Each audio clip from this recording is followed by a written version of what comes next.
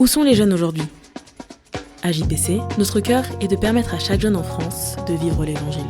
Et ça, qu'il se trouve en ville, hors des villes ou sur Internet. Nous voulons aller là où sont les jeunes. Selon une étude de l'INSEE et de l'INJEP, dans les QPV, un habitant sur 3 a moins de 25 ans.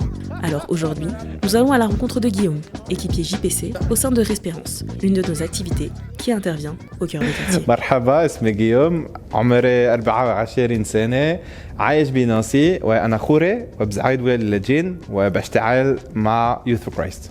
Bonjour à tous, je m'appelle Guillaume Elguedj, j'ai 24 ans, j'habite à Nancy et je travaille depuis quelques années au sein de Jeunesse pour Christ et j'ai le privilège d'habiter aussi dans un quartier qu'on appelle politique de la ville, un quartier sensible de l'agglomération de Nancy. Je travaille dans un ministère local qui s'appelle Respérance, on s'occupe des jeunes, des ados, des enfants, des familles et notre cœur c'est vraiment d'être dans l'accompagnement et de partager notre foi en Jésus, notre espérance en Jésus, mais dans le respect des croyances, des cultures des uns et des autres. On fait toutes sortes de choses pour répondre à la fois aux besoins temporels, mais aussi aux besoins spirituels des gens du quartier. À Respérance, on aime dire qu'on rejoint les populations urbaines défavorisées et sans accès ou avec un accès difficile à l'évangile. C'est aussi des milieux très multiculturels, avec des gens qui viennent de partout dans le monde, avec beaucoup d'arrière-plans, et c'est autant de nations, en quelque sorte, qui sont proches de nous et auxquelles on peut partager notre foi et répondre au mandat que Jésus nous a confié. Et Respérance, on a vraiment ce cœur de dire on représente Jésus, on veut rendre Jésus visible dans le quartier par notre amour, notre présence, nos actions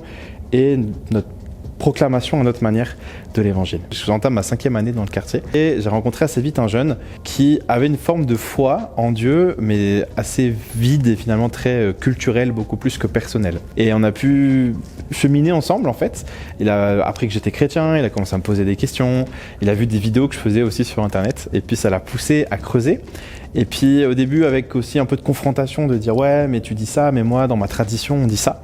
Et nous on a cette démarche de respect donc on a essayé d'écouter, de comprendre et de prendre du temps. Et ça a demandé beaucoup de kebab, de thé, de café, de temps passé ensemble autour de la Bible.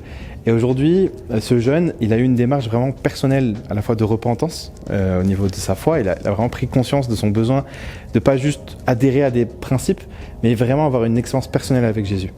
Et ensuite, il a aussi accepté de dire, en fait, c'est pas juste une expérience, mais c'est un chemin. Et on a pu aussi lire l'évangile et cheminer. Et aujourd'hui, ce jeune, c'est lui qui invite ses potes dans notre groupe pour qu'on parle de Jésus ensemble.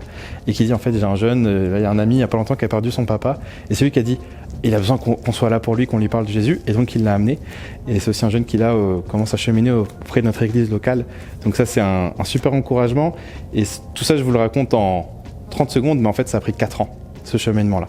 Donc c'est pour dire, effectivement, ça prend du temps, mais ça vaut vraiment la peine. Un autre exemple auquel je pense, c'est plutôt une famille. Je pense à 2 enfants, 2 jumeaux, qui viennent aux activités depuis qu'ils sont tout petits, depuis qu'ils ont 4 ans. Aujourd'hui, ils ont 8 ans. Donc voilà, moi j'ai le privilège de les accompagner.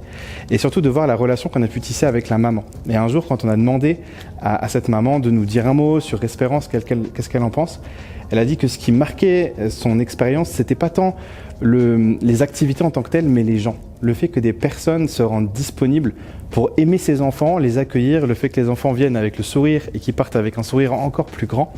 Et ça l'a touché. Et au point que quand on a partagé avec son autorisation, on a partagé à ses enfants certains versets de la Bible, certains principes bibliques, elle était reconnaissante. Elle disait, c'est une famille musulmane, elle disait mais je suis heureuse que vous partagiez ça à mes enfants. Et il n'y a pas longtemps, elle nous disait j'aimerais que vous veniez boire le thé à la maison et qu'on discute un peu de tout ça. Donc vraiment vous dire, pareil ça prend du temps, c'est tout un cheminement, mais à terme on voit des belles choses. On a un programme qui s'appelle Superman, et Superman donc c'est un programme qu'on a copié, il y a un programme Superwoman pour les filles, et on s'est dit les gars aussi, ils ont besoin d'accompagnement dans cette période au niveau du collège notamment. C'est là où ils prennent beaucoup de décisions, c'est là où ils vont choisir peut-être leur orientation, leur sport, mais c'est aussi là où ils commencent pour certains le commerce, dirons-nous, le trafic. Et on veut aussi être présent dans cette tranche d'âge-là, les accompagner, être des repères. Et c'est vraiment cette notion d'être des grands frères. Et donc pour ça, on a lancé Superman. C'est des soirées qu'on organise à peu près une fois par mois, mais on essaie d'être présent pas que pendant les soirées. Et on propose un temps d'accueil, on rigole, on joue ensemble, on essaie de les rejoindre dans ce qu'ils connaissent, dans ce qu'ils vivent. Mais on partage aussi un temps de réflexion qu'on appelle le Respect Time. Et ce qui est intéressant, c'est que c'est des jeunes qui ont grandi souvent dans l'association et du coup, ils s'attendent à ce moment-là, ils aiment ce moment-là parce qu'ils savent qu'ils peuvent s'exprimer et qu'on parle de sujets importants dont parfois on parle pas trop ni à l'école ni à la maison. Et les parents sont heureux aussi de nous confier les enfants pour qu'on parle de ces notions de respect, d'avenir, de spiritualité, de foi.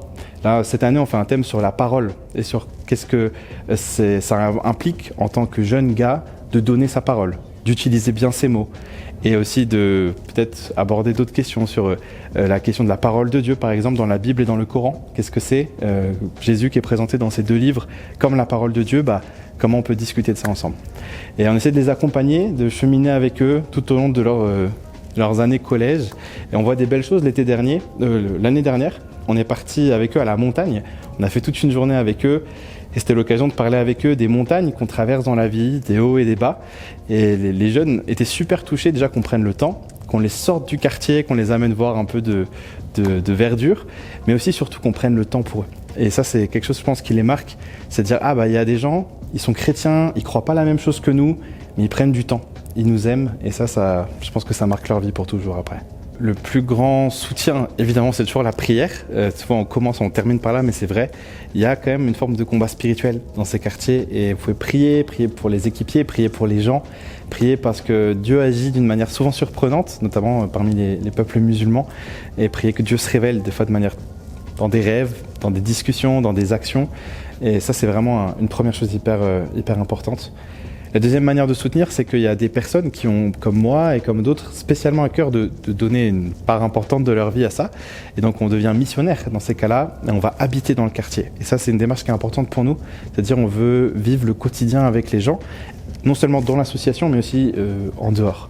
Et pour ça, on a besoin souvent de soutien pour avoir cette démarche missionnaire, avoir des gens qui peuvent donner vraiment le temps pour ça. Et donc on cherche souvent des soutiens financiers pour nos missionnaires ou une autre partie de la mission qui a besoin de soutien pour nous en tout cas, c'est les colonies de vacances. Tous les étés, on envoie des jeunes en colo, on les accompagne, on fait des colos sur mesure pour eux, dans l'alimentation, dans le contenu, dans l'approche aussi au niveau spirituel.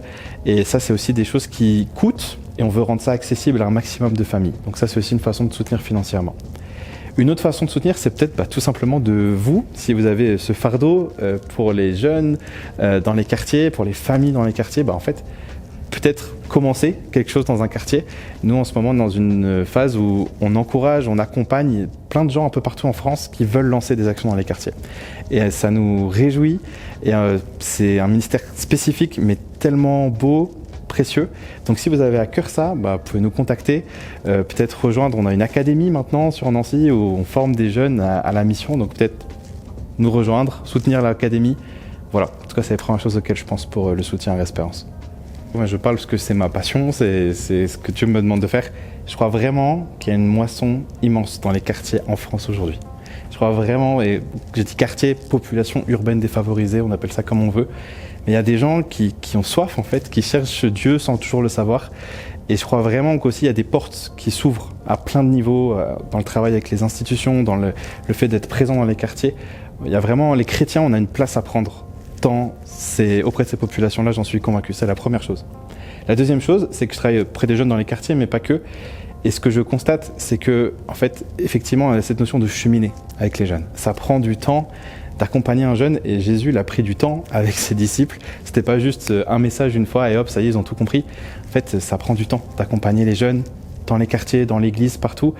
Et je rêve, moi, d'une génération de gens, de mentors, de coachs, je sais pas comment appeler ça, mais en tout cas de disciples de Jésus qui vont prendre le temps d'accompagner, encore une fois, de manger des kebabs, de boire des cafés, d'ouvrir la Bible, de pleurer quand il y a besoin de pleurer, de rire quand il y a besoin de rire, mais d'être présent pour cette nouvelle génération. Je crois que c'est leur plus grand besoin. Besoin de Jésus, besoin de connaître la parole de Dieu, mais besoin de personnes qui les accompagnent. Ma'al salam et bye bye. Au revoir.